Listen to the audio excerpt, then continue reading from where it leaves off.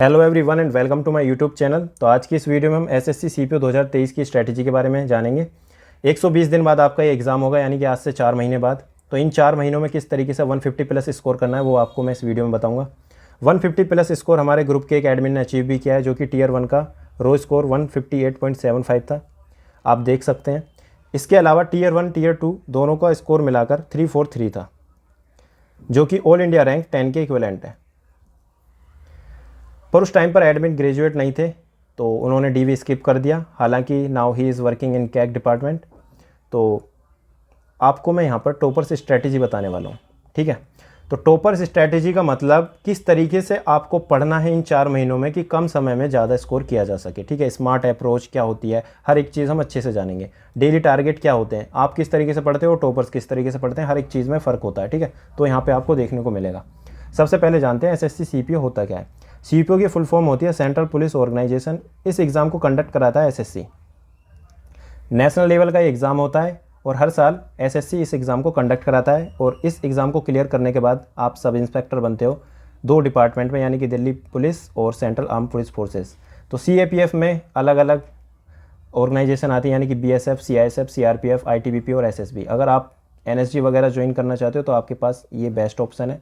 इसके अलावा जब आप इन सीएपीएफ में सेलेक्ट होते हो एज एन एसआई, ठीक है, अगर आप एसआई की पोस्ट पर सेलेक्ट होते हो तो 4 साल बाद एक एग्ज़ाम होता है सीएपीएफ एलडीसी करके, ठीक है। उस एग्ज़ाम को देकर आप असिस्टेंट कमांडेंट भी बन सकते हो। तो बहुत ही अच्छा मौका है आपके पास, ठीक है। तो यूपीएससी कंडक्ट कराती है इस एग्ज़ाम को। तो फिलहाल तो हम बात करेंगे सीपीओ की। तो आप ये मार्क्स देख सकते हैं, रो मार्क्स, और ये टीयर 1 के हैं, ये टीयर 2 के हैं। तो हम बात करेंगे सिर्फ स्ट्रैटेजी के बारे में, किस तरीके से पढ़ना है, बाकी बात बाद में। सबसे पहले बात करते हैं नोटिफिकेशन। बहुत लोगों को वेट रहता है जब नोटिफिकेशन आएगी तभी मैं तैयारी करूँगा, तो ऐसा मत करना। मैं पहले बता रहा हूँ, 20 जुलाई को नोटिफिकेशन आउट होगी, तो तब देख लेना आपकी एज किस अंडर, मतलब एज बहुत लोगों को दिक्कत होती है कि यार मेरी एज क्या है, मेरी हाइट वाइट जो भी है, ठीक है। 169 है, क्या मैं एलिजिबल हूँ या नहीं हूँ। तो 170 हाइट चाहिए होती है, ठीक है। और 170 का मतलब है 170, ठीक है। वो ऐसा नहीं है कि बहुत ज़्यादा नीचे कर देंगे, वो वहाँ के स्टाफ पर भी डिपेंड रहता है। पर फिर भी हर एक चीज़ आपको अगर सेटिस्फाई होना है तो हो सकते हो नोटिफिकेशन के बाद। पर अगर सच में सीपीओ क्लियर करना है तो आप देख सकते हो 90 डेज टारगेट सीरीज सीजीएल की मैंने अभी चलाई है, और 90 दिन किस तरीके से ख़त्म हो गए पता भी नहीं चला। तो टाइम बहुत जल्दी जाता है, इसलिए मैं कह रहा हूँ अगर आज से आप पढ़ना स्टार्ट करोगे, यानी कि 1 जून से, तो आपके पास आज से 4 महीने हैं। अगर आप नोटिफिकेशन का वेट करोगे तो आपके पास सिर्फ 2.5 महीने बचेंगे। तो इसलिए टाइम वेस्ट नहीं करना। बहुत लोग ऐसे हैं जो सीपीओ में 2022 में जो अभी एग्ज़ाम हुआ है, ठीक है, कहीं ना कहीं वो फिजिकल में रह गए होंगे, तो क्या वो 2023 का एग्ज़ाम नहीं देंगे? तो कंपटीशन वो तो ऑलरेडी तैयार है, क्या पता उनका स्कोर 150 प्लस ही रहा हो, क्या पता उनका फिजिकल रनिंग 1 सेकंड से या 5 सेकंड से रह गई हो, तो वो करेंगे क्योंकि उन्हें पोस्ट चाहिए। तो उन्हें ज़्यादा मेहनत करने की ज़रूरत भी नहीं पड़ेगी। अगर वो मेहनत करेंगे तो 150 से ज़्यादा भी स्कोर आएगा। तो टारगेट यही है कि आपका स्कोर ज़्यादा से ज़्यादा आपको लाना है, और लाने के लिए टाइम चाहिए। तो ऐसा नहीं है कि 2 महीने में, 1 महीने में स्कोर आ जाएगा। आपके पास क्या होना चाहिए, आपके पास क्लियर ये होना चाहिए कि एग्ज़ाम डेट, ठीक है, हमें ये पता होना चाहिए कि एग्ज़ाम है कब। तो एग्ज़ाम डेट क्लियर है, यहाँ पर 3 अक्टूबर से लेकर 6 अक्टूबर तक एग्ज़ाम डेट आ चुकी है। नोटिफिकेशन क्लियर है आपके सामने, आपका एम क्लियर है, बस आपको पढ़ना है। नोटिफिकेशन कभी भी निकले, अगर आपको लग रहा है मैं एलिजिबल हूँ तो तैयारी स्टार्ट कर दो। पहली बात ये क्लियर। दूसरी बात करते हैं सिलेक्शन प्रोसेस होता कैसे है। यानी कि टीयर 1 होता है, फिर उसके बाद फिजिकल होता है, फिर टीयर 2 होता है, फिर मेडिकल होता है, फिर फाइनल मेरिट होती है। अभी फ़िलहाल हम टीयर 1 की बात करेंगे, ये बात बाद की है। तो टीयर 1 क्या होता है उसको देखते हैं। टीयर 1 में 4 सब्जेक्ट होते हैं, reasoning, GK, math, English. CGL में जैसे 25-25 क्वेश्चन आते हैं, एक क्वेश्चन 2 नंबर का, यहाँ पर 50-50 क्वेश्चन आते हैं, एक क्वेश्चन 1 नंबर का। सीजीएल में पेपर 1 घंटे का होता है, यहाँ पर 2 घंटे का होता है, ठीक है। और पेपर 2 जो होगा उसमें सिर्फ इंग्लिश आएगी। तो इंग्लिश जो आएगी, तो इंग्लिश में अच्छा स्कोर करने के लिए ना आपको टीयर 1 से ही बहुत ज़्यादा मेहनत करनी पड़ेगी, नहीं तो सारा मतलब कंपटीशन टीयर 2 का ही रह जाता है। फिर टीयर 1 में जिसने अच्छा स्कोर कर लिया, यानी कि 150 प्लस, उसका बहुत ज़्यादा फ़ायदा होता है। उसको इतनी टेंशन नहीं होती कि टीयर 2 में अब इंग्लिश में ज़्यादा मेहनत करनी है या नहीं करनी। अगर 150 प्लस आता है तो उसका कहीं ना कहीं इंग्लिश में भी अच्छा स्कोर रहता है। तो इसलिए कह रहा हूँ टीयर 1 पे इंग्लिश पे बहुत ज़्यादा फोकस करना। वो तो मैं खैर आगे बताऊँगा, पर फिर भी बता दिया मैंने अभी भी। अब बात करते हैं वैकेंसी की। तो आप वैकेंसी यहाँ पर देख सकते हैं 2019, 2020 और 2022। 2022 में सबसे ज़्यादा वैकेंसी थी यानी 4300। 2023 में कितनी वैकेंसी आएंगी ये मुझे भी नहीं पता, जब आएंगी तो आप नोटिफिकेशन में देख लेना, ठीक है। अब बात करते हैं कट ऑफ की। तो कट ऑफ 2018, 2019, 2020 और 2022। तो कट ऑफ क्या रही थी टीयर 1 की? तो सबसे ज़्यादा जो कट ऑफ रही थी 2018 में रही थी, जो कि थी 140 मेल की, और फीमेल की 137 पॉइंट समथिंग। इसके अलावा फीमेल की जो 2019 में थी 104 और मेल की 101, यानी मेल की टीयर 1 में कम जाती है। ये आपको क्लियर हो गया। अपनी कैटेगरी के हिसाब से आप कट ऑफ देख सकते हो और अपनी कैटेगरी के हिसाब से ही अपने टारगेट बनाने हैं। अगर कोई बंदा पढ़ने में वीक है और वो SC या ST कैटेगरी से, तो उसको क्लियर होना चाहिए कि मैं पोस्ट ले सकता हूँ क्योंकि मेरी कट ऑफ भी कम जाएगी, ठीक है। तो ऐसा हार नहीं मानना कि यार बहुत हार्ड एग्ज़ाम है, ये बहुत ईजी एग्ज़ाम है, मतलब SSC से तो मतलब CGL से तो बहुत ईजी एग्ज़ाम है। क्योंकि CGL में देखो जो कंपटीशन है वहाँ पे सिर्फ पढ़ने वालों का है, यहाँ पे पढ़ने वाला भी चाहिए, यहाँ पे फिजिकली फिट भी चाहिए और मेडिकली फिट भी चाहिए। तो एवरेज बहुत कम होते हैं ऐसे लोग, तो इसलिए फोकस करना पढ़ाई पर भी फिजिकल पर भी, ठीक है। अब बात करते हैं अब क्या रहेगी कट ऑफ। तो ऐसा तो मैं कुछ बताने वाला नहीं हूँ कि कट ऑफ क्या रहेगी, तो इसलिए मैं बता रहा हूँ स्ट्रैटेजी पे ध्यान देना, ठीक है। हमेशा अभी तक 3 साल में जो कट ऑफ गई है टीयर 1 की वो लगभग 115 के आसपास गई, यानी 100 से लेके मतलब 105 से ले लो, ठीक है, 105 से लेके 115 के आसपास। तो अब ये मत सोचना कि 120 की तैयारी करूँगा मैं, ठीक है, ये चीज़ तो करना मत। अब बात करते हैं करना क्या है। तो आपके पास 4 महीने हैं, जून, जुलाई, अगस्त, सितंबर, ठीक है। तो 1 जून से अपनी तैयारी स्टार्ट करना। कैसे कैसे पढ़ना है मैं बताऊंगा। तो ये 4 महीने का जो असर है वो आपको एक मतलब एग्ज़ाम में देखने को मिलेगा सिर्फ 2 घंटे के लिए, यानी कि 3 से 6 अक्टूबर के बीच जब भी तुम्हारा एग्ज़ाम होगा, आपकी 4 महीने की मेहनत सिर्फ 2 घंटे में पता लग जाएगी कितनी मेहनत आपने करी है। स्मार्ट वर्क करना है। स्मार्ट वर्क होता क्या है ये भी बताएंगे। इसके अलावा ये जो 4 महीने हैं यानी कि 120 दिन, 120 दिन को 2 पार्ट में डिवाइड करना है, यानी कि 90 + 30। जिस तरीके से हमने CGL टारगेट सीरीज चलाई है उसी तरीके से इसको भी करेंगे। 90 डेज़ का मतलब और 30 डेज़ का मतलब 90 दिनों में आपको हर एक चीज़ कवर करनी है, पढ़ना है अच्छे से, सिलेबस वगैरह हर एक चीज़ कंप्लीट करनी है, और 30 दिन आपको सिर्फ रिवीजन के देने हैं, ठीक है। तो जून, जुलाई, अगस्त ये 3 महीने आपको पढ़ना है। टारगेट क्या है? 3 महीने में आपको सिलेबस भी कंप्लीट करना है, प्रीवियस ईयर क्वेश्चंस भी कंप्लीट करने हैं 2018 से 2022 तक के। सबसे पहले टारगेट रहेगा जिस एग्जाम की तैयारी कर रहे हो, जैसे CPO की तैयारी कर रहे हो तो CPO के क्वेश्चन लगाओ, चाहे मैथ, मतलब इंग्लिश में तो सभी के लगाना, ठीक है, इंग्लिश छोड़ो। मैथ में प्रॉब्लम आती है, सिर्फ मैथ में ऐसे करना जिस एग्ज़ाम की तैयारी कर रहे हो, यानी कि CPO, तो CPO और CGL, बस इन 2 एग्ज़ाम के आप क्वेश्चन लगा लेना और ज़्यादा मत लगाना, ठीक है। बाकी सब कुछ पढ़ना है।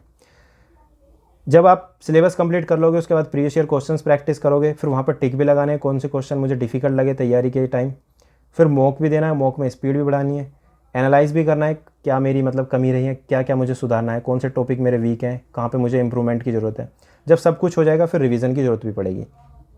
तो 90 दिनों में इतना काम करना है। कैसे करेंगे वो मैं बाद में बताऊँगा। उसके बाद फिर हम रिवीजन करेंगे। तो सितंबर का टाइम जो रहेगा वो सिर्फ रिवीजन का रहेगा, और अक्टूबर का टाइम जो रहेगा वो हमारा जलवे दिखाने का रहेगा, यानी कि इस तरीके से हमने 4 महीने में जो मेहनत करी है, ठीक है, तो उसको वहाँ पर दिखाएंगे। अब बात करते हैं टारगेट। तो टारगेट क्या रहेंगे रिवीजन में? रिवीजन में सिर्फ हम मॉक प्रैक्टिस करेंगे, और जो भी हमने नोट्स बनाए हैं, यानी जो भी हमने फॉर्मूला वगैरह लिखे हैं मैथ के, हर एक चीज़, चाहे GK हो, इंग्लिश हो, हर एक तरीके से जिस तरीके से भी हमने पढ़ा है, शॉर्ट से शॉर्ट नोट्स बनाएंगे, उनका फिर रिवीजन करेंगे, और जो भी हमारे वीक एरियाज़ हैं उन पर हम वर्क करेंगे। क्लियर? तो ये टारगेट है 2 पार्ट में। इसके बाद टाइम कितना है? 120 दिन। टारगेट दोबारा देखो, syllabus, previous year question, mock, work on weak areas, revision, ये तो आपको मैंने बता दिया। Clear?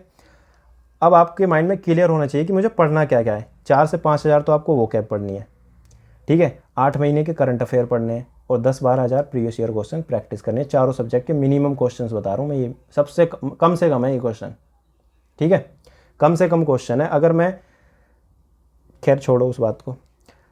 Winners don't do different things, they do things differently. देखो पढ़ते सब हैं। एक कोचिंग में अगर कोई एडमिशन लेता है, जैसे मान लो 100 बंदों ने एडमिशन लिया तो 2 का सिलेक्शन हो गया, पर बाकी 98 का सिलेक्शन नहीं हुआ, उनसे कोई बात भी नहीं करता, ना ही कोई पूछेगा क्यों नहीं हुआ, बस इनकी वाह वाह हो जाएगी।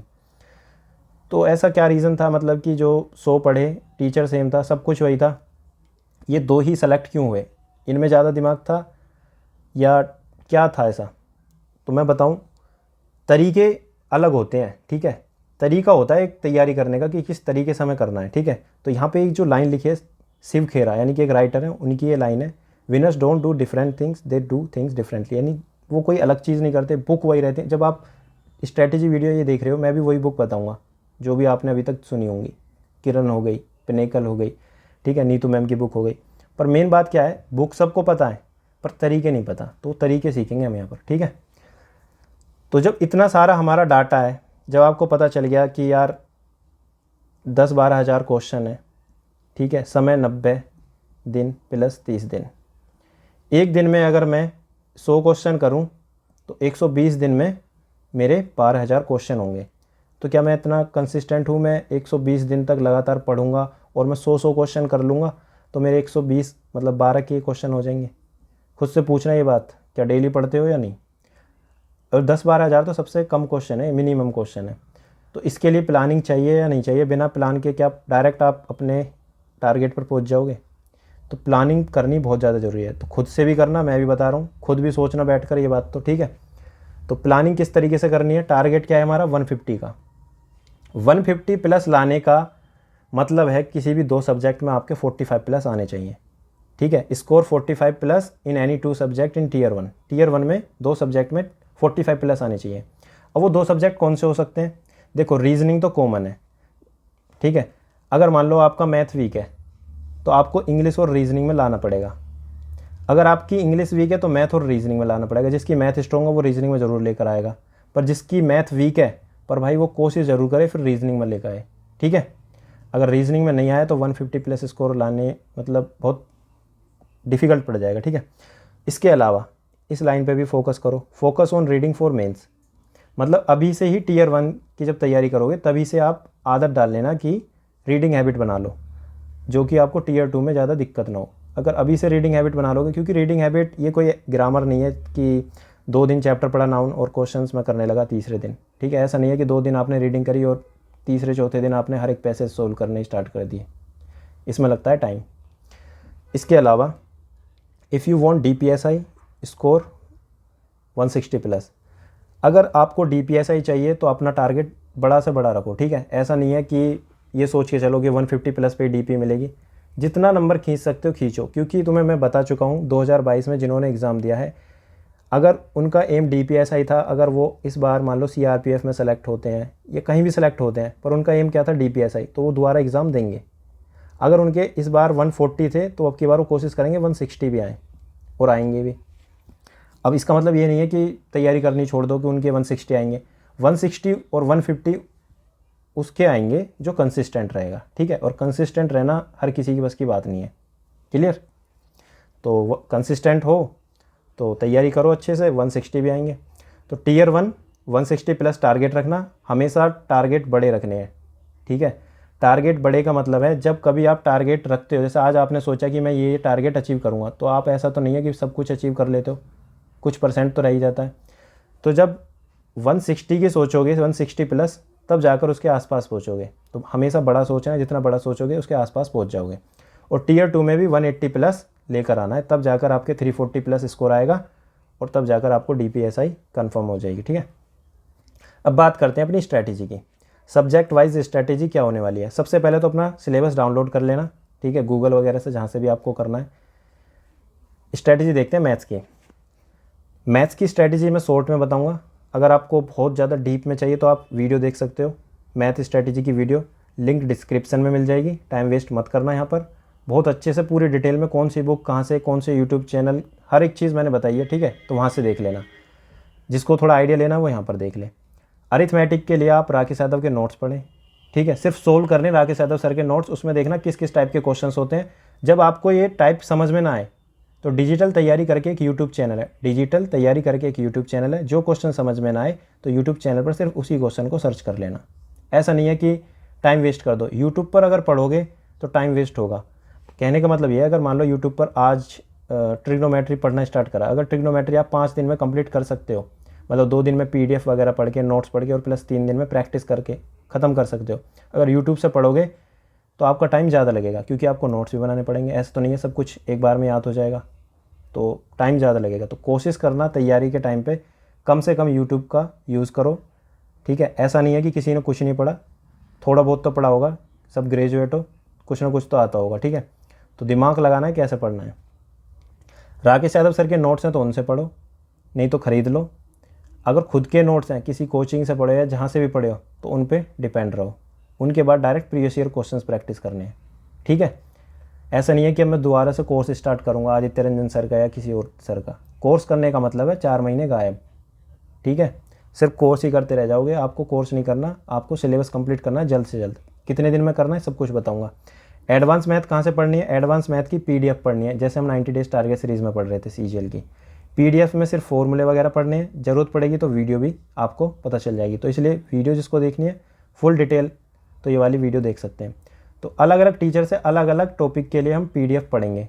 ज्योमेट्री अलग टीचर से, मेंसुरेशन अलग, ट्रिग्नोमेट्री अलग, क्योंकि सभी का अलग अलग स्ट्रॉन्ग है टॉपिक। ठीक है, फिर उसके बाद फिर शॉर्ट नोट्स बनाने हैं। शॉर्ट नोट्स का मतलब, जैसे मान लो आपने ज्योमेट्री पढ़ी, ज्योमेट्री में आपको पता है लाइन क्या होता है, एंगल क्या होता है, रिफ्लेक्स एंगल क्या होता है, कॉन्ग्रुएंसी क्या होता है, सिमिलर ट्रायंगल क्या होता है, half into base into height पता है। ठीक है, इसके अलावा ये वाला फॉर्मूला पता है, हीरोन्स फार्मूला। ठीक है, तो आपको ये सब लिखने की ज़रूरत नहीं, अगर पता है तो। अगर नहीं पता तो भाई लिखने पड़ेंगे।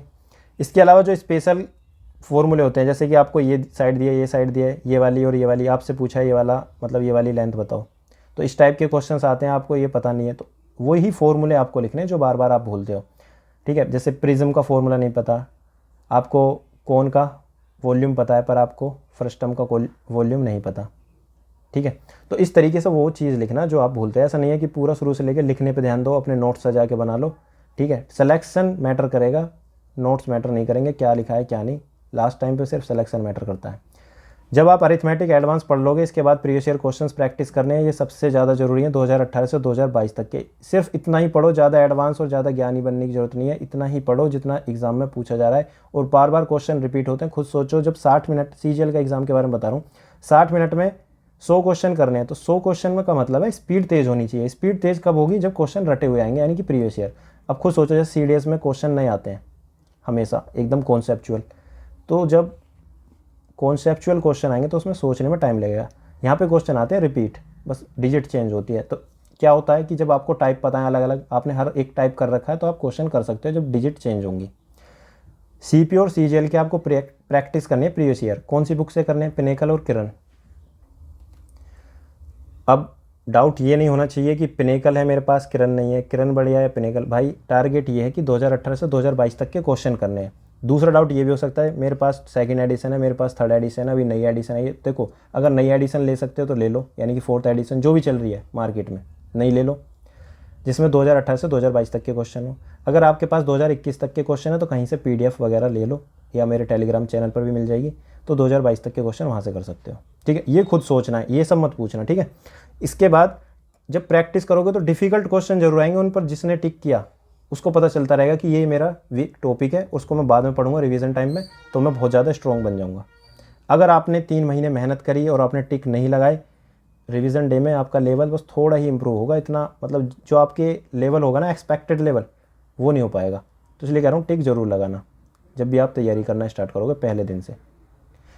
इसके बाद सेक्शनल मॉक भी देंगे मैथ में। इतना सिलेबस कंप्लीट करने के बाद, प्रीवियस ईयर कंप्लीट करने के बाद हम देंगे सेक्शनल मॉक। सेक्शनल मॉक देने का क्या क्या फ़ायदा है? स्पीड बढ़ेगी, एक्यूरेसी बढ़ेगी, स्किपिंग, एलिमिनेशन और यूनिट डिजिट किस तरीके से यूज़ किया जाता है, किस तरीके से प्रेशर को हैंडल किया जाता है, हर एक चीज़ वो आपको यहाँ पे सीखने को मिलेगी। तो सेक्शनल मॉक भी बहुत ज़्यादा ज़रूरी है, पर उससे ज़्यादा ज़रूरी पहले ये है। ठीक है, अगर इतना समझ में आ गया तो ठीक है। अगर इससे बहुत ज़्यादा डिटेल में चाहिए सब कुछ, तो आप ये वीडियो देख सकते हो मैथ स्ट्रेटेजी की। अब बात करते हैं रीजनिंग की। तो देखो रीजनिंग में ये थोड़ा ब्लर कैसे हो रहा है यार, या मुझे ही ब्लर दिख रहा है। तो हाँ, रीजनिंग की बात करते हैं। तो रीजनिंग में जो ये ब्लू बॉक्स में चैप्टर्स हैं, ये ऐसे चैप्टर्स हैं जिनको आप एक एक दिन में एक एक चैप्टर या 2 चैप्टर भी कंप्लीट कर सकते हो। ये इजी चैप्टर है, इसमें आपका थॉट प्रोसेस नहीं लगता, यानी ज़्यादा सोचना नहीं पड़ता। जैसे मिरर इमेज है, मिरर इमेज से अगर क्वेश्चन आए तो ज़्यादा सोचना थोड़ी पड़ेगा, कोई कॉन्सेप्ट थोड़ी है, एक बार पढ़ लिया ठीक है, डाइस क्यूब के नोट्स बना लिए ठीक है, हो जाएंगे क्वेश्चन। इसके अलावा इसमें एक ऐड और कर लेना चैप्टर, काउंटिंग फिगर। जैसे कटिंग फिगर है, इस तरीके से काउंटिंग फिगर, यानी कितने नंबर ऑफ ट्राइंगल है, ये सब आप एक बार ऐड कर लेना इसमें। ठीक है, मैंने लिखा नहीं है पर याद आ गया। तो ये कुछ ऐसे चैप्टर हैं जिनके आप नोट्स बनाओगे, और ना भी बनाओ, सिर्फ प्रैक्टिस से एक एक दिन में बस आइडिया लग जाएगा, सफिशिएंट है। इसके अलावा ये जो चैप्टर्स है, जो ग्रीन बॉक्स हैं, इनकी आपको बहुत ज़्यादा प्रैक्टिस करनी पड़ेगी और इन्हीं में आप मिस्टेक करोगे, इन्हीं में आपका टाइम ज़्यादा वेस्ट होगा और यही आपको परेशान करेंगे, इसी में आपके मार्क्स कटेंगे। तो मैं पहले ही बता चुका हूँ, ये वाले चैप्टर्स हैं जो आपको दिक्कत देंगे और देते भी हैं। तो करना क्या है, सबसे पहले ब्लू बॉक्स वाले चैप्टर कंप्लीट करने हैं जो बिगिनर है, फिर उसके बाद अच्छे से इनकी प्रैक्टिस करनी है। ठीक है, ये चैप्टर्स भी कंप्लीट करने हैं ग्रीन वाले, फिर इनकी ही प्रैक्टिस करनी है। कब तक? जब तक एग्ज़ाम है, टीयर 1 तक। 1 घंटे से ज़्यादा आपको ये टाइम देना है रीजनिंग को, 1 घंटा दो या 1 घंटे से ज़्यादा, जो भी आपको मतलब सही लगे। यूट्यूब कौन सा फॉलो करना है? जो भी आपका टीचर फेवरेट हो। ठीक है, यूट्यूब पर बहुत टीचर हैं अलग अलग, अब कौन कौन से बताऊँ वो आपको पता होंगे। ठीक है, तो अगर आपको एडवांस पढ़नी है, यानी एडवांस का मतलब एक अच्छे लेवल की रीजनिंग पढ़नी है, तो E1 और सिग्मा, ये 2 यूट्यूब चैनल, इनको फॉलो कर लेना। बाकी और भी अच्छे अच्छे टीचर हैं, ठीक है, आप जानते होंगे जिनसे आप पढ़ रहे हो, पर ये सफिशिएंट है, इनसे ज़्यादा मतलब इसमें ज़्यादा पढ़ने की ज़रूरत है नहीं। बाकी आप अपने फेवरेट टीचर को भी फॉलो कर सकते हो नोट्स बनाने के लिए या पढ़ने के लिए, क्योंकि रीजनिंग में यार कोई रॉकेट साइंस नहीं है, सब एक ही है। बस ये है कि कंटेंट कौन स्ट्रॉन्ग लेकर आ रहा है, यानी कि जो कोडिंग डिकोडिंग के जो टॉप के क्वेश्चन होते हैं, जो बार बार गलत होते हैं, उनका कलेक्शन किन के पास है? तो उनका कलेक्शन है E1 और सिग्मा। ठीक है, इनके पास है, तुम्हारे पास भी हो सकता है। कैसे होगा? प्रैक्टिस करनी है कोडिंग डिकोडिंग की।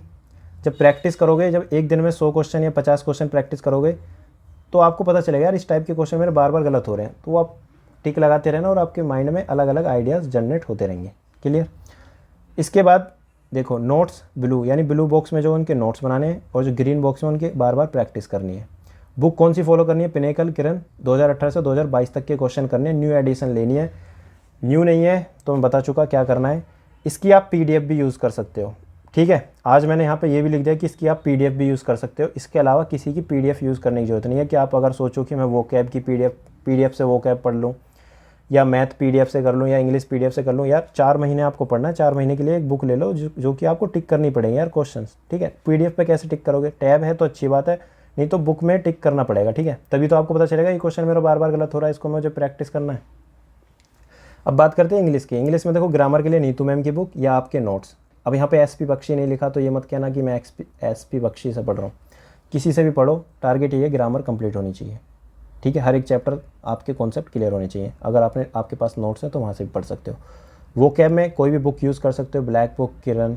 ठीक है, और 2018 से 2022 तक की ही आपको वो कैब याद करनी है। रीडिंग कॉम्प्रिहेंशन में आपको डेली एक आर्टिकल रीड करना है और एंड तक रीड करना है, टीयर 2 तक। ठीक है, बहुत ज्ञानी बन जाओगे इंग्लिश में। इंग्लिश माध्यम टेलीग्राम चैनल से आपको ये रीड करना है, आदत बन जाएगी, मज़ा आएगा। ठीक है, reading will give you lead in mains. ठीक है, पता चल जाएगा जिस दिन आप मेंस में बैठोगे। वेरी इंपॉर्टेंट, सबसे ज़्यादा इंपॉर्टेंट यही है, बार बार ये 2018 से 2022 तक के क्वेश्चंस आ रहे हैं, तो इनको बहुत ज़्यादा प्रैक्टिस करना। टॉपिक वाइज प्रैक्टिस करनी है आपको, कब वो मैं बाद में बताऊंगा। सबसे पहले आपको ये कंप्लीट करने ग्रामर के चैप्टर वाइज। ठीक है, जैसे नाउन हो गया, एडजेक्टिव हो गया, पहले तो 45 डेज़ में आपको क्या करना है, ये सब ग्रामर के बेसिक कंप्लीट करने हैं। इसके बाद आपको क्या करना है, पिनेकल या किरण लेनी है एक बुक, उसमें जैसे एरर के 1000 क्वेश्चन है। ठीक है, 100 डेली फिर वो करने हैं, आगे बात बताऊंगा मैं कैसे करने हैं। ठीक है, तो पहले ग्रामर कंप्लीट करनी है, फिर ये वाली बुक यूज़ करनी है। अब MB पब्लिकेशन नहीं लिखी है मेरे पास, MB पब्लिकेशन, तो MB पब्लिकेशन को एक साइड रख देना भी। ठीक है, MB पब्लिकेशन नहीं पढ़नी, अच्छी बुक है पर पढ़नी नहीं है, क्योंकि अगर आपको पता चला, जब मैंने मतलब आपने मॉक दिया, ठीक है, आपने मॉक दिया, आपको पता चल गया भाई मेरे तो PQRS सबसे ज़्यादा गलत होते हैं, तो MB पब्लिकेशन में PQRS अलग से कोई टॉपिक नहीं है, वो डायरेक्ट सेट वाली बुक है, यानी कि सेट वाइज है। तो PQRS की प्रैक्टिस कैसे करोगे, पिनेकल या किरण में जाकर देखना, PQRS से बहुत सारे क्वेश्चन मिलेंगे 1000, उनको प्रैक्टिस करना। आपको पता चलेगा मेरे क्लोज टेस्ट ज़्यादा गलत होते, तो क्लोज टेस्ट की प्रैक्टिस करना। क्लियर? ऐसे आपको प्रैक्टिस करनी है। वोकैब, ब्लैक बुक, नियॉन, या जो आपका मन करे वहाँ से पढ़ लेना, बस टारगेट हर बार वही 2018 से 2022।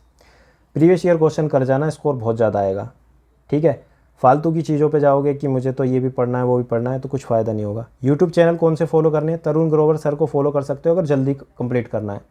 बाकी अमन वसीस सर को भी फॉलो कर सकते हो, निम्सा बंसल मैम को, और भी बहुत अलग अलग टीचर हैं, गोपाल वर्मा सर हो गए, रानी मैम हो गई। ठीक है, जिसको जो अच्छा लगे, एनी टीचर। ठीक है, किसी को भी फॉलो कर लेना, कोई दिक्कत वाली बात नहीं है। बस मेन टारगेट फॉलो होनी चाहिए। टारगेट फॉलो मतलब 45 दिन में ग्रामर कंप्लीट होनी चाहिए, चाहे कहीं से भी हो।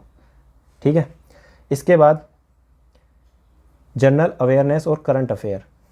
जनरल अवेयरनेस को डिवाइड करेंगे जैसे सब्जेक्ट, सब्जेक्ट जितने भी हैं, चाहे हिस्ट्री हो, पॉलिटी हो, जियोग्राफी हो, तो आपको ये सभी आप ल्यूसेंट से पढ़ने हैं।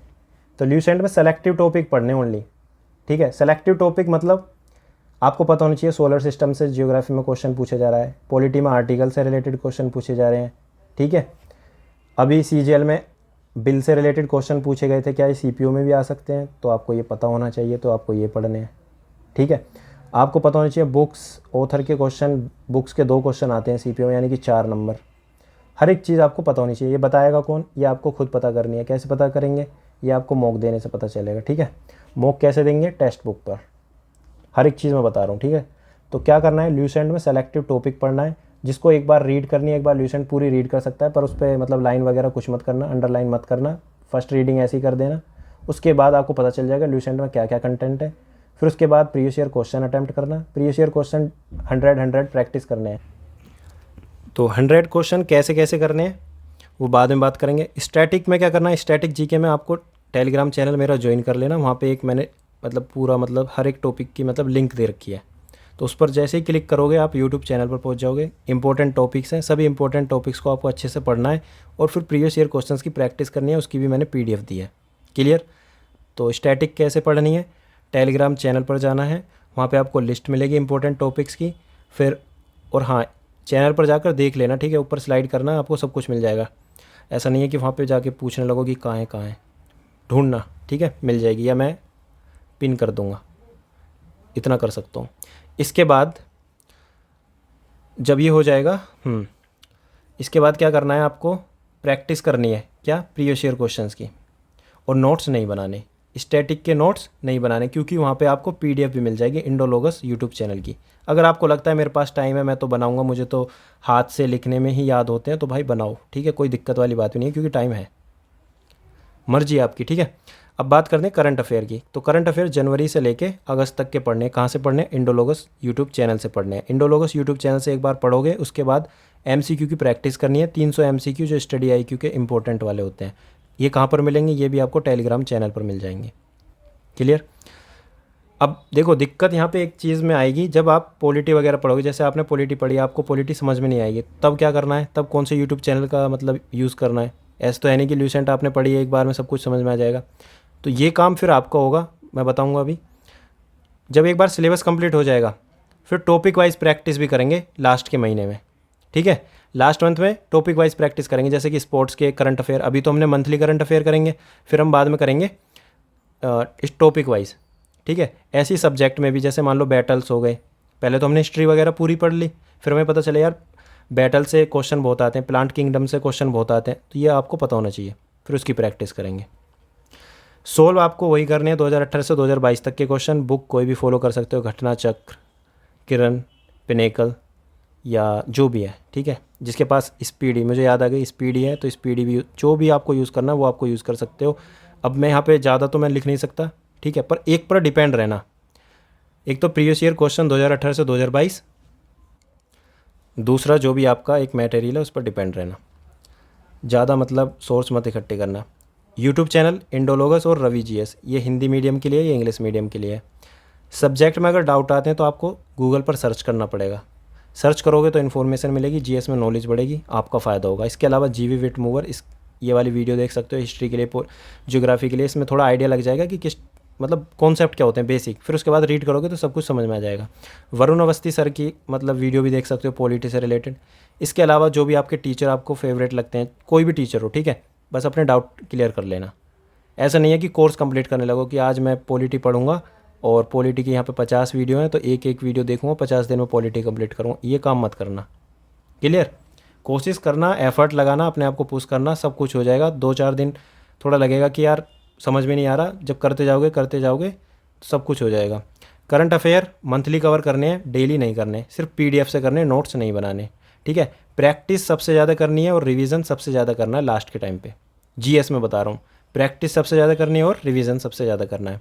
No questions pattern and read only those topics, यानी सबसे पहले क्वेश्चन पैटर्न जानो, यानी किस टाइप के क्वेश्चंस पूछे जा रहे हैं एग्जाम में, ठीक है, उस टाइप से आपको पढ़ना है। कितना डीप पढ़ना है, कितना मतलब अंदर जाना है, कितना नहीं, सब कुछ आपको तभी पता चलेगा जब आपको प्रीवियस ईयर क्वेश्चंस के बारे में पता होगा। अब बात करते हैं टाइम टेबल की, तो इतना सब कुछ समझ में आ गया। अब टाइम टेबल भी पता होना चाहिए कि क्या टाइम टेबल होना चाहिए, क्या रूटीन होना चाहिए। 8 से 9 घंटे अगर डेली पढ़ोगे, अब 8 से 9 घंटे का मतलब ये नहीं है कि 8 घंटे ही पढ़ना है, ये कोई सोचे कि 9 घंटे ही पढ़ना है। 6 घंटे में भी टारगेट कंप्लीट हो सकता है, 10 घंटे में भी ना हो, ये आपके ऊपर है, सबके ऊपर, सबका मतलब अलग अलग है, ठीक है।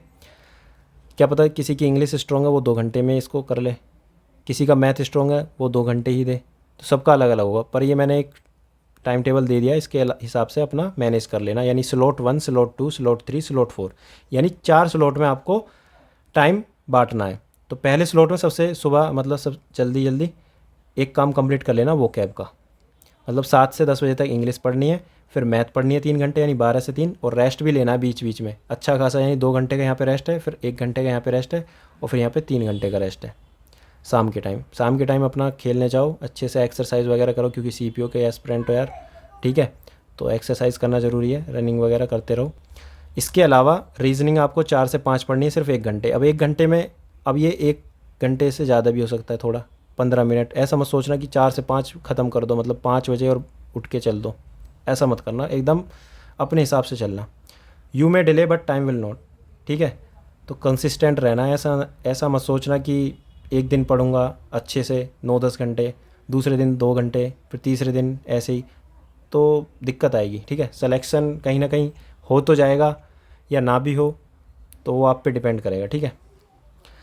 अब इतना सब कुछ बता दिया, अब ये पता होना चाहिए कि शुरू कहाँ से किया जाए। सब कुछ तो पता चल गया आपको, स्ट्रैटेजी है, अब मैं शुरू कहाँ से करूँ, क्योंकि ऐसा होता है ना, कई बार जब मैं भी स्ट्रैटेजी वीडियो देख लेता था तो ऐसा होता था, सब कुछ देख लिया, अब करना क्या है, कहाँ से शुरू करूँ, तो वो मैं बताता हूँ। 1 जून से लेके 4 जून तक, यानी कि 1, 2, 3, 4 दिन तक क्या करना है आपको, मॉक देने अल्टरनेट डेज, यानी कल ही मॉक देना 1 जून को, कल मॉक देना, अपना लेवल जानना, ठीक है। प्रेजेंट लेवल परफॉर्मेंस और एक्सपेक्टेड लेवल परफॉर्मेंस, यानी कि मान लो आपका स्कोर आ रहा है यहाँ पर 80 मान के चलता हूँ, और आप एक्सपेक्ट क्या कर रहे हो अपने आप से कि मैं स्कोर लेकर आना चाहता हूँ 140, ठीक है, या 150, जो भी आपका एक्सपेक्टेड स्कोर है, जो भी अपनी कैटेगरी के हिसाब से जितना लाना चाहता है, ठीक है, अपने हिसाब से मेहनत करो। अगर किसी का 100 आ रहा है तो वो अपना टारगेट रखना चाहता है 150, तो गैप देखना है, ठीक है, डैल जिसको कहते हैं हम, डैल। तो गैप कितना है यहाँ पर, 50 का गैप है, जिसके बीच में गैप कम होगा उसको उतना ही कम टाइम लगेगा, जिसका गैप ज़्यादा होगा उसको उतना ही ज़्यादा टाइम लगेगा। क्लियर। तो अब करना क्या है, एक दिन मॉक ज़रूर देना है, ऐसा नहीं है बस तैयारी स्टार्ट कर दो, पता ही नहीं है कि मेरा लेवल क्या है, लेवल ज़रूर पता होना चाहिए, अपने आप को पहचानो। तो सबसे पहले मॉक देना है पहले दिन 1 जून में, फिर उसके बाद उसका एनालिसिस करना है अच्छे से, ये देखना है कि यार कुछ चीज़ें ऐसी हैं जो मैंने पढ़ी हैं, इसको मैं कर सकता हूँ, उसको इम्प्रूव करना बहुत अच्छे से। GS में तो नहीं कर पाओगे इतना कुछ, ठीक है, पर फिर भी कोशिश करना, पर मैथ, रीजनिंग, इंग्लिश इनमें ज़रूर करना। इतना करने के बाद अपना स्कोर देखना कितना आया, उसके बाद फिर मॉक देना। ऐसे ही आपको 4 दिन तक मॉक देने अल्टरनेट डेज, यानी 2 ही मॉक दे पाओगे या 3 दे लेना, जो भी आपको सही लगे, अगर दे पाओ तो। फिर बस ये देखना कि इम्प्रूवमेंट कर पा रहे हो या नहीं कर पा रहे हो, पुश करना, मेहनत करना, ठीक है। अगर आपको लग रहा है कि मेरा लेवल अप हो रहा है, ठीक है, तो इसका मतलब ये है कि आप कर जाओगे 150 प्लस स्कोर भी कर जाओगे इन 4 महीने में, ठीक है। अब करना क्या है, 4th डे में सिर्फ अपना गैप जानना है कि मेरा गैप कितना है। मान लो आपका लास्ट स्कोर जो भी रहा मॉक में, मान लो आपका स्कोर रहा लास्ट 110, तो लिख लेना कॉपी पे कि अक्टूबर में यानी सितंबर के लास्ट में 150 प्लस स्कोर मॉक में लेकर आना है, ठीक है। कसम खा लेना और तैयारी करना इस तरीके से और लेकर आना। अब 1 से लेकर 4 तक तो ये हो गया। अब 5 से लेकर 15 जुलाई तक क्या करना है, इंग्लिश पढ़नी है 1 घंटे वोकैब, 1 घंटा ग्रामर और 1 घंटा रीडिंग कॉम्प्रिहेंशन, और संडे को करना है रिवीजन। ये आपको 5 से लेकर 15 जुलाई तक करना है। कहाँ से करना है सब कुछ बता चुका। मैथ में 15 दिनों तक, ठीक है, ये जितने भी डेज़ हैं 40 या 45 जो भी दिन है, इस टाइम के अंदर ही आपको क्या करनी है, अरिथमेटिक कंप्लीट करनी है। 3 दिन कॉन्सेप्ट पढ़ने हैं, 3 दिन प्रीवियस ईयर क्वेश्चंस करने हैं। अल्टरनेट डेज पढ़ लो चाहे लगातार पढ़ लो, ये आपके ऊपर डिपेंड है। संडे को आपको रिवीजन करना है और डेली 10 मिनट कैलकुलेशन की प्रैक्टिस करनी है। कैलकुलेशन का रोल बहुत ज़्यादा है, ठीक है, तो कैलकुलेशन की प्रैक्टिस कर लेना। रीजनिंग में अभी शुरू में क्या करना है, सिर्फ सिलेबस कंप्लीट करना है। हफ्ते में 2 बार मॉक देने हैं और अपना सिलेबस कंप्लीट करना है सिर्फ 40 दिनों में। फिर उसके बाद सिलेबस ख़त्म, फिर आप सिलेबस नहीं पढ़ोगे, फिर क्या करेंगे बताऊँगा। तो वीक टॉपिक ज़रूर जब प्रैक्टिस करोगे, सिलेबस कंप्लीट करोगे, तो आपको पता चलता रहेगा यार ये मेरा वीक टॉपिक है, इसमें मुझे दिक्कत हो रही है, तो उसको लिखते रहना, तभी आप अगले महीने में प्रैक्टिस कर पाओगे उन्हीं क्वेश्चंस की और उन्हीं टॉपिक्स की। कंप्लीट ग्रामर, जून 5 से लेके जुलाई 15 तक आपको पूरी ग्रामर कंप्लीट करनी है और उसके शॉर्ट नोट्स बनाने हैं। शॉर्ट नोट्स का मतलब अब अभी मान लो आपने नीतू मैम से पढ़ा है नाउन चैप्टर, और नाउन चैप्टर मान लो 10 पेज का है। 10 पेज के पढ़ने के बाद आपको लगा यार बहुत से रूल तो मुझे पहले से याद हैं और कुछ रूल ऐसे हैं जो मैं बार बार भूल रहा हूँ। फिर आप प्रैक्टिस करोगे, उसके बाद भी पता चलेगा यार ये वाले रूल सबसे ज़्यादा गलत होते हैं। तो आपको A4 साइज के पेज में वो रूल्स लिखने हैं। यानी कहने का मतलब ये है जो ग्रामर है ना वो आपको 15 से सिर्फ 20 पेज में ही ऐड करनी है। यानी कि 15 से 20 पेज में ग्रामर ख़त्म करनी है आपको, ठीक है। शॉर्ट नोट्स बनाने हैं, बार बार सिर्फ वही रिवाइज करने हैं और 2 सेक्शनल मॉक देने हैं हफ्ते में। क्लियर, कभी भी दे सकते हो। इसी तरीके से आपको जनरल अवेयरनेस में क्या करना है, सब्जेक्ट कवर करने हैं 5 जून से लेके 15 जुलाई तक। सब्जेक्ट मतलब हिस्ट्री, पॉलिटी, ज्योग्राफी जो भी है, साइंस, सब कुछ आपको कंप्लीट करने हैं। 3 दिन अच्छे से रीड करना है ल्यूसेंट से या जो भी आप यूट्यूब चैनल फॉलो करोगे। इसके बाद अल्टरनेट डेज या जैसे भी है या साथ के साथ जो आपको सही लगे प्रैक्टिस करने 150 क्वेश्चन। 150 क्वेश्चन एक दिन में प्रैक्टिस करने का मतलब वही है कि 2 घंटे देने पड़ेंगे, इसलिए मैंने यहाँ पे अल्टरनेट डेज लिखा है, ठीक है। 150 क्वेश्चन करने और टिक लगाने किस टाइप के क्वेश्चन आपसे नहीं हो पा रहे। अगर आप सिर्फ पढ़ते जा रहे हो, आपको ये नहीं पता कि किस टाइप के क्वेश्चन आ रहे हैं, तो फिर बेकार हो जाएगा मामला, है ना। तो ये गड़बड़ी नहीं करनी। इसके बाद शॉर्ट नोट्स बनाने हैं। सिर्फ शॉर्ट नोट्स उन्हीं चीज़ को बनाने हैं जो आप बार बार भूल रहे हो। आपको लग रहा है कि यार मुझे आर्टिकल्स याद नहीं हो रहे, मुझे ट्रिक के नोट्स बनाने, तो नोट्स बना सकते हो। इसके बाद नो डिफ़िकल्ट टाइप, टिक हार्ड क्वेश्चन और 2 सेक्शनल मॉक। ये मैथ का है। मैथ में जब अरिथमेटिक की प्रैक्टिस करोगे तो वहाँ पे जो भी डिफ़िकल्ट टाइप आएगा वो पता होना चाहिए कि यार इस टाइप के प्रॉफिट एंड लॉस में इस टाइप के क्वेश्चंस मेरे से गलत हो रहे हैं और इसमें थोड़ा दिक्कत आ रही है। CI के इस टाइप के क्वेश्चंस में दिक्कत आ रही है, तो उस पर टिक कर लेना जो भी क्वेश्चन हार्ड है, और डिफ़िकल्ट टाइप नोट करके रखना, और 2 मॉक हमेशा देना, मतलब हफ्ते में। क्लियर, ये सब फिल्टर करना पड़ेगा तभी आप आगे निकल पाओगे। फिर 17 जुलाई से लेकर 31 अगस्त तक आपको क्या करना है, इंग्लिश में वही रहेगा सेम जो पहले चल रहा था, ठीक है। बस तरीका बदलेगा। तरीका क्या बदलेगा, पहले हम नीतू मैम की बुक से ग्रामर कंप्लीट कर रहे थे, अब क्या करना है, ग्रामर हमारी कंप्लीट हो चुकी है, अब पिनेकल या किरण वहाँ से सोल्व करेंगे डेली 100 प्रीवियस ईयर क्वेश्चंस, ठीक है। 4 दिन तक आपको ये daily previous year questions practice करने। जैसे एरर आपकी वीक है तो एरर, वीक हो या ना हो फिर भी एरर के 100 क्वेश्चन डेली ऐसे करने। एक दिन सेंटेंस इंप्रूवमेंट के कर लिए और एक दिन डायरेक्ट इनडायरेक्ट के कर लिए। इस तरीके से आप करते रहना, अपने हिसाब से बनाने रहो वो टारगेट। शॉर्ट नोट्स बनाने हैं। शॉर्ट नोट्स किसके बनाने हैं, जहाँ पे जैसे मान लो आपने एरर प्रैक्टिस करे 100 में से आपको 5 एरर ऐसे मिले यार थोड़े डिफिकल्ट थे, मैंने रूल्स भी पढ़ लिए फिर भी ये अलग रूल है, तो उनके आपको लगते हैं ये रूल्स लिखने लायक हैं तो आप अपने नोटबुक में लिख लेना। रिवाइज़ करने हैं बार बार वही रूल्स, और यहाँ पे फिर दोबारा मॉक भी देने हैं। हफ्ते में 2 बार आपको सेक्शनल मॉक देना है। मैथ्स में अब एडवांस स्टार्ट करनी है। 3 दिन कॉन्सेप्ट पढ़ने हैं और 3 दिन प्रीवियस ईयर क्वेश्चंस प्रैक्टिस करनी है और संडे को रिवीजन। यहाँ पे सेम है, बस थोड़ा फ़र्क है। पिछले महीने हमने अरिथमेटिक करी थी और इस महीने हम एडवांस करेंगे। इसमें भी वही चीज़ करनी है, डिफ़िकल्ट टाइप और टिक करने हार्ड क्वेश्चन और 2 सेक्शनल मॉक देने हैं। रीजनिंग में अब क्या करना है, रीजनिंग में सिलेबस कंप्लीट हो चुका है। अल्टरनेट डेज मॉक लगाने हैं, ठीक है। एक दिन मॉक लगाया, अगले दिन उसी दिन मतलब एनालाइज करा कि ये मेरा वीक टॉपिक है, फिर अगले दिन उसके 50 क्वेश्चन प्रैक्टिस कर लिए। कहाँ से करने, ये आप यूट्यूब चैनल भी फॉलो कर सकते हो और आपको पता भी चलेगा कि जैसे मेरा कोडिंग डिकोडिंग वीक है तो उसके आप प्रीवियस ईयर क्वेश्चंस प्रैक्टिस कर सकते हो। इन चैनल की भी हेल्प ले सकते हो। और टारगेट यही है कि 45 प्लस रीजनिंग में तो आना चाहिए, ठीक है। रीजनिंग थोड़ी हार्ड पड़ जाती है CGL से, तो थोड़ा इस पर मतलब मेहनत करने की ज़रूरत पड़ेगी। इसके अलावा करंट अफेयर की बात करूँ और स्टैटिक की, तो अब हमें करंट अफेयर और स्टैटिक स्टार्ट करनी है GS में। GS में सब्जेक्ट हमारा ख़त्म। 1 महीने के करंट अफेयर 5 दिन में कंप्लीट करेंगे, तो 40 दिन में 8 महीने के करंट अफेयर कंप्लीट हो जाएंगे। और 40 दिन में एक दिन में एक टॉपिक कवर करोगे तो 40 दिन में 40 स्टैटिक टॉपिक भी कंप्लीट हो जाएंगे, ठीक है। तो ये आपको टारगेट अचीव करना है। फिर उसके बाद सिर्फ रिवाइज करना है GS को। इतना डाटा आप अपना कंप्लीट करो। अब बात करते हैं सितंबर की, यानी 1 महीने जो लास्ट का महीना होता है जिसको हम रिवीजन डे कहते हैं। अब आपको सिर्फ अल्टरनेट डेज मॉक देना है। सब कुछ आपका ख़त्म, सिलेबस भी कंप्लीट, मैथ का भी, रीजनिंग का भी, प्रैक्टिस भी हो गई। आपको सिर्फ यहाँ पे इम्प्रूव करना है वीक एरियाज़ को। आपको पता चल गया, सब कुछ आपने कंप्लीट कर लिया कि ये मेरी सबसे बड़ी गलती है, उस पर ही फोकस करो, ठीक है। मॉक देना है, अल्टरनेट डेज एनालाइज करना है, फिर वीक एरियाज जो भी मिले उस पर प्रैक्टिस करनी है, उसका रिवीजन करना है और रैंक इम्प्रूव करते जाना है। अपनी रैंक देखनी है, मेरी टेक्स्ट बुक में क्या रैंक आ रही है, जो भी आपकी रैंक आ रही है उसको इम्प्रूव करना है, ठीक है। फिर 3 से 6 अक्टूबर में क्या होगा, पूछने की ज़रूरत नहीं पड़ेगी क्लियर होगा या नहीं, किसी से पूछने की ज़रूरत नहीं पड़ेगी। अगर आपने मेहनत करी है ना, कंसिस्टेंट हो 120 दिन तक, किसी से पूछने की ज़रूरत नहीं पड़ेगी कि मेरा क्लियर होगा या नहीं होगा। और ना ही बार बार कट ऑफ की वीडियो के पीछे भागोगे कि क्या कट ऑफ रहने वाली है टीयर 1 की। अगर नहीं पढ़ोगे तो टीयर 1 की कट ऑफ बार बार देखोगे, परेशान रहोगे, ठीक है। तो कॉन्फिडेंस इतना रखना कि 150 प्लस लेकर आना है और टीयर 2 की तैयारी करनी है। कहने का मतलब ये, तैयारी करने बैठो ना तो ये सोच के करना कि मुझे पोस्ट लेनी है, ठीक है। फाइनल सोचना है बस। इसके बाद if you are consistent, discipline, smart work, patience, आपका एग्ज़ाम क्लियर हो जाएगा, ठीक है। ये 4 चीज़ बहुत ज़्यादा ज़रूरी है तैयारी के दौरान। और मोबाइल फ़ोन को थोड़ा अपने आप में मतलब कंट्रोल करके रखना, अपने माइंड को और अपने मोबाइल फ़ोन को, ठीक है, टाइम वेस्ट हो जाएगा। Idea 90 days target series for CGL 2023। अगर आपको आइडिया लेना थोड़ा, मतलब कि किस तरीके से मैं डेली रूटीन फॉलो करूँ, किस तरीके से पढ़ना है, तो आप डेली 90 डेज टारगेट सीरीज़ को देख सकते हैं। मतलब थोड़े दिन, 5 मिनट की वीडियो होती है बस, ठीक है। 5 मिनट की वीडियो से थोड़ा मतलब आइडिया लगाओ कि यार किस टाइप के, मतलब किस तरीके से मुझे मतलब टारगेट लेना है, किस तरीके से मतलब पढ़ना है, ठीक है। ये चीज़ करनी है।